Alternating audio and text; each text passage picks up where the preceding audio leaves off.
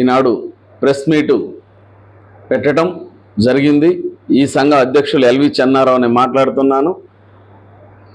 మా యొక్క జాతీయ సంఘం గౌరవ అధ్యక్షులు డివి మోహన్ కృష్ణ గారు, మా సంఘ నాయకులందరం కూడా ఈ యొక్క ముక్తకంఠంతో జగ్గారెడ్డి చేసినటువంటి అనుచిత వ్యాఖ్యలు ఏవైతే ఉన్నాయో, పార్లమెంటు సభ్యులు గౌరవనీయులు ఈటల రాజేంద్ర గారి మీద చేసినటువంటి ఆ అనుచిత వ్యాఖ్యలని వెంటనే వెనక్కి తీసుకోవాలని చెప్పేసి జాతీయ వాయిద్య కళాకారుల సంఘం డిమాండ్ చేస్తుంది.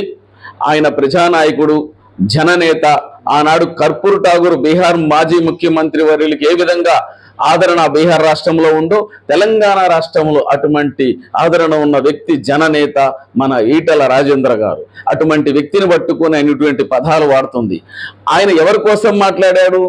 ఒక పబ్లిక్ జనం ఎక్కడైతే తెలంగాణ ప్రజలు ఏ విధంగా ఇబ్బందులకు గురవుతారో ఆ ఇబ్బందులకు గురైనటువంటి వాళ్ళ సమస్యల మీద వాళ్ళ యొక్క ఆర్తనాదాలు, వాళ్ళ ఇబ్బందులే ఆయన కంఠంలోకి, గుండెల్లో నుంచి కంఠంలోకి వచ్చి మాట్లాడే విధంగా మాట్లాడాడు తప్పనిచ్చి, ఆ బాధలను చెప్పాడు తప్పనిచ్చి మీకు ఏ విధంగా కూడా ఆయన యొక్క 30 సంవత్సరాల రాజకీయ చరిత్రలో తీసుకుంటే ఉద్యమకారుడి నుంచి ఇంతవరకు ఎవరిని కూడా ఏ ఒక్క మాట కూడా వ్యక్తిగతంగా అన్న వ్యక్తి కాదు. అటువంటి వ్యక్తిని పట్టుకొని అంటావు. ఆయన ఎంత ఆర్థిక వ్యవస్థలో ఆర్థిక శాఖ మినిస్టర్గా, ఆరోగ్య శాఖలో ఆరోగ్య శాఖ మినిస్టర్గా మీకు ఎటువంటి మన్ననలు పొందాడు, ఎటువంటి త్రికరణ శుద్ధిగా అంకిత భావం చేసిన వ్యక్తి మీకు తెలియదా?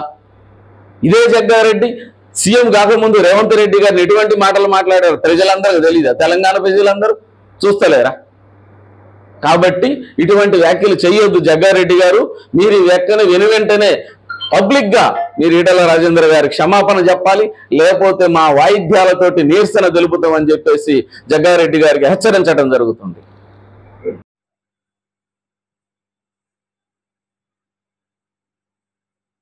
జాతీయ సంగీత వాయిద్య కళాకారుల సంఘం ఈనాడు ప్రెస్ మీటు పెట్టడం జరిగింది.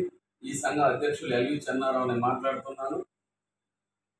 మా యొక్క జాతీయ సంఘం గౌరవ అధ్యక్షులు డివి మోహన్ కృష్ణ గారు, మా సంఘ నాయకులందరం కూడా ఈ యొక్క ముక్తకంఠంతో జగ్గారెడ్డి చేసినటువంటి అనుచిత వ్యాఖ్యలు ఏవైతే ఉన్నాయో, పార్లమెంటు సభ్యులు గౌరవనీయులు ఈటల రాజేంద్ర గారి మీద చేసినటువంటి ఆ అనుచిత వ్యాఖ్యలను వెంటనే వెనక్కి తీసుకోవాలని చెప్పేసి జాతీయ వాయిద్య కళాకారుల సంఘం డిమాండ్ చేస్తుంది. ఆయన ప్రజానాయకుడు, జననేత, ఆనాడు కర్పూర్ ఠాగూర్ బీహార్ మాజీ ముఖ్యమంత్రి వర్యులకి ఏ విధంగా ఆదరణ బీహార్ రాష్ట్రంలో ఉందో తెలంగాణ రాష్ట్రంలో అటువంటి ఆదరణ ఉన్న వ్యక్తి జననేత మన ఈటల రాజేంద్ర గారు. అటువంటి వ్యక్తిని పట్టుకుని ఆయన ఇటువంటి పదాలు వాడుతుంది. ఆయన ఎవరి కోసం మాట్లాడారు?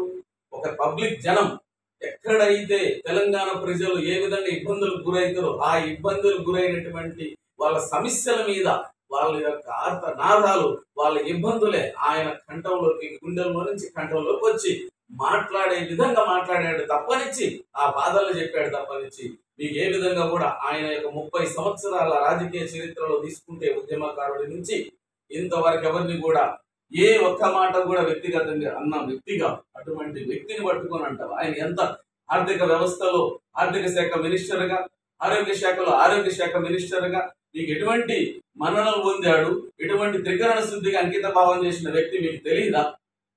ఇదే జగ్గారెడ్డి సీఎం కాకముందు రేవంత్ రెడ్డి గారిని ఎటువంటి మాటలు మాట్లాడారు ప్రజలందరికీ తెలియదా? తెలంగాణ ప్రజలందరూ చూస్తలేరా? కాబట్టి ఇటువంటి వ్యాఖ్యలు చేయొద్దు జగ్గారెడ్డి గారు. మీరు ఈ వ్యాఖ్యలు వెనువెంటనే పబ్లిక్ గా మీరు ఈటల రాజేంద్ర గారికి క్షమాపణ చెప్పాలి, లేకపోతే మా వాయిద్యాలతోటి నిరసన తెలుపుతామని చెప్పేసి జగ్గారెడ్డి గారికి హెచ్చరించడం జరుగుతుంది. ఇటువంటి మాటలు మాట్లాడద్దు.